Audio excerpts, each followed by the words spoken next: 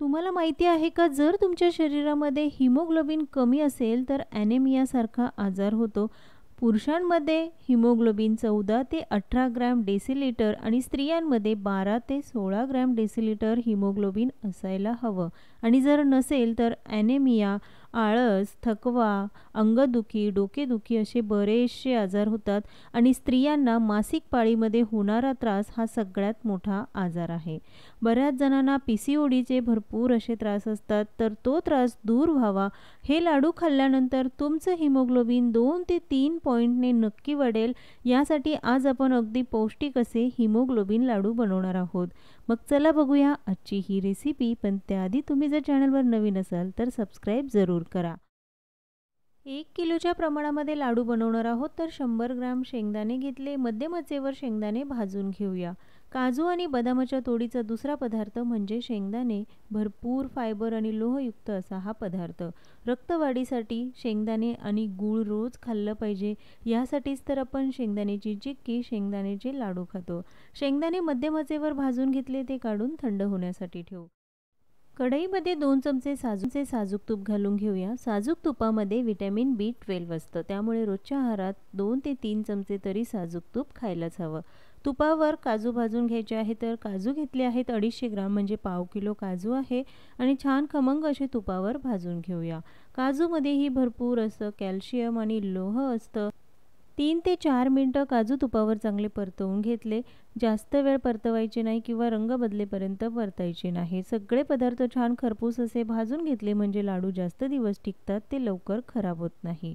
आता काजूही छान असे भाजून घेतले, ते काढून थंड होण्यासाठी ठेवूया. कढईमध्ये पुन्हा 1 चमचा तूप घालून घेतलं. बदाम घेतले आहेत 150 ग्राम. भरपूर प्रोटीनयुक्त ड्रायफ्रूट म्हणजे बदाम. बदामामध्ये जे तेल असतं त्यामुळे हाडांची मजबूती होते. पाठदुखी, कंबरदुखी, गुडघेदुखी अशा विकारांवर बदामाचं तेल अतिशय उपयुक्त आहे. हिमोग्लोबिन जर कमी असेल तर तुम्हाला अशक्तपणा येतो, चक्कर येते, डोकेदुखी असेल किंवा अंगदुखीसारखे आजार होतात. त्यासाठीच हिमोग्लोबिनचं प्रमाण योग्य ठेवणं खूप गरजेचं आहे. बदाम तुपावर भाजून घेतल्यानंतर काढून घ्यायचं. कढईमध्ये पुन्हा 1 चमचा घातला आहे साजूक तूप. यामध्ये घालायच्या आहेत भोपळ्याच्या बिया म्हणजे पंपकिन सीड. इथे मी 100 ग्राम भोपळ्याच्या बिया घेतल्या. त्याही तुपावर 2 ते 3 मिनटं चांगलं खरपूस अशा भाजून घ्यायच्या. भोपळ्याच्या बियांमध्ये भरपूर असं लोह, कॅल्शियम, फायबर आणि मॅग्नेशियम असतं, जे तुमचं हिमोग्लोबिन वाढवण्यासाठी नक्कीच मदत करेल. त्यानंतर भोपळ्याच्या बिया हे छान भाजून झाल्या, काढून घेऊया. कढईमध्ये तूप न घालता आपल्याला घालायचे आहेत 50 ग्राम काळे मनुके. काळे आणि आपण जे रेग्युलर मनुके वापरतो ते दोन्हीही मनुके इथे मी वापरले. तुम्हाला हवं असेल तर फक्त काळे मनुके घाला. काळे मनुके पाण्यामध्ये भिजवून खाल्ल्याने पित्ताचा त्रास कमी होतो. काळ्या मनुक्यामध्ये भरपूर फायबर, प्रथिने, रोगप्रतिकारक शक्ती कमी करण्यासाठी आणि जर तुम्हाला कोलेस्ट्रॉल कमी करायचं असेल तर मनुके जरूर खा. मनुके भाजून झाले, ते काढून घेऊया. कढईमध्ये घालायचे आहे 2 चमचे साजूक तूप. लाडू बनवण्यासाठी मात्र साजूक तुपाचाच वापर करा. वनस्पती घी अजिबात वापरू नका. तूप घालून झालं आहे. आता यामध्ये सगळ्यात मोठा पौष्टिक असा पदार्थ म्हणजे अंजीर. 250 ग्राम अंजीर घेतले आहेत आणि त्याचे असे बारीक तुकडे करून घ्यायचे. भिजवून घेतलेला अंजीर नाही, साधाच अंजीर आहे, फक्त त्याचे असे तुकडे करून घ्यायचे आणि तुपावर कमीत कमी 6 ते 7 मिनटं परतवून घ्यायचा कमी आचेवर. भरपूर लोहयुक्त फळ म्हणजे अंजीर. तर इथे 250 ग्राम अंजीर घेतले आहेत. सगळ्यात जास्त अंजीर वापरलेत. त्यानंतर ते तुपावर भाजून घेतले म्हणजे मऊ होतात, त्यामुळे आपल्याला त्याची पेस्ट करायला सोपी जाईल. जर तुम्ही बाळंतीण असाल किंवा गरोदर जरी असाल तर हे लाडू जरूर खा. त्यामुळे तुमचं हिमोग्लोबिनचं प्रमाण हे योग्य होईल. तुपावर आपण अंजीर भाजून घेतले, त्यानंतर त्याच तुपामध्ये आपल्याला भाजायचे आहेत खजूर. तर खजूर घेतले आहेत 150 ग्राम. अंजीर जास्त घेतला आहे आणि खजूर मात्र कमी प्रमाणात घेतला. तुम्ही हे प्रमाण तुमच्या आवडीनुसार कमी जास्तही करू शकता, पण शक्यतो अंजीरचं प्रमाण थोडंसं जास्त ठेवा. आपण आता खजूरही तुपावर भाजून घेऊया.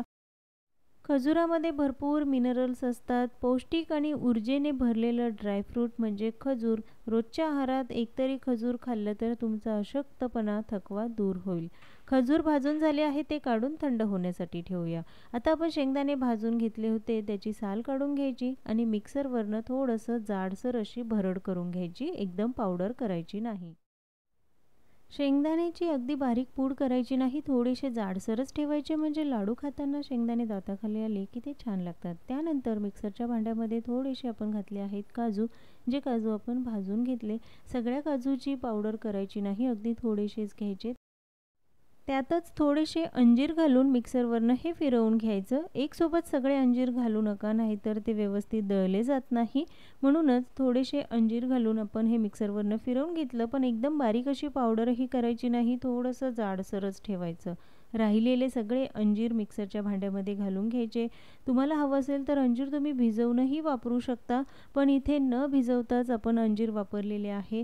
भिजवून जर अंजीर वापरणार असाल तर तुपावर ते चांगले परतून घ्या, तरच लाडू हे जास्त दिवस टिकतील, नाहीतर ते लवकर खराब होतील. आता यामध्येच आपण खजूरही घालून घेऊ आणि मिक्सरवरनं हे फिरवून घ्यायचं आहे. मिक्सर चालू बंद करून मगच ते फिरवून घ्या. एकसोबत सगळं फिरवायला जाल तर बारीक होणार नाही. अशी अगदी बारीक पेस्ट न करता थोडंसं हे रवाळच ठेवायचं. आता हे सगळं आपण दळून घेतलं. राहिलेले जे काही ड्रायफ्रूट्स आहे ते या मिश्रणामध्ये घालून घ्यायचे. घरामध्ये अगदी वयोवृद्ध किंवा खूप लहान मुलं असतील जे लाडू चावून खाऊ शकत नाही, ड्रायफ्रूट चावताना जर त्यांना त्रास होत असेल तर सगळ्या ड्रायफ्रूट्सची पावडर करायची आणि मग त्याचे लाडू बनवायचे. यामध्ये 1 चमचा सुंठ वेलची पावडर घालून घ्यायची आणि आता हाताने हे सगळं व्यवस्थित मिक्स करायचं. लाडू बनवण्यासाठी साखर, गूळ किंवा खवा अजिबात वापरलेला नाही. अगदी पौष्टिक असे हे लाडू तयार होतात. हिमोग्लोबिन कमी असण्याचं प्रमाण स्त्रियांमध्ये जास्त असतं. मासिक पाळीमध्ये होणारे त्रास, अंगदुखी, पोटदुखी, कंबरदुखी असेल आणि HB जर कमी असेल तर थकवा आणि अशक्तपणा जाणवतो, चक्कर येतात. तर आता त्यासाठी असा हा रामबाण 1 लाडू रोज खा, म्हणजे तुमची हिमोग्लोबिनची पातळीही नक्की वाढेल. लाडूचं टेक्स्चर अगदी परफेक्ट तयार झालं आहे. बाइंडिंग व्यवस्थित होतो. यामध्ये आपण वेगळं तूप किंवा गूळ घालण्याची अजिबात गरज नाही. एकसारखे लाडू तयार व्हावे यासाठी एक छोटी वाटी घ्यायची, त्यामध्ये हे सारण भरून मग लाडू बनवून घ्यायचे, म्हणजे सगळे लाडू एकसारखे होतील. लहान किंवा मोठे लाडू तयार होणार नाहीत आणि छान असे लाडू बांधून घेतले की एकदम परफेक्ट असा आपला हा हिमोग्लोबिन लाडू तयार झाला. एक लाडू जरी तुम्ही रोज खाल्लात, दुधासोबत खा किंवा नुसता जरी खाल्ला तरी तुमचं हिमोग्लोबिन हे नक्की वाढेल. अशाच पद्धतीने आपण सगळे लाडू बनवून घेतले आहे. 1 किलोच्या प्रमाणामध्ये आज आपण हे लाडू बनवले.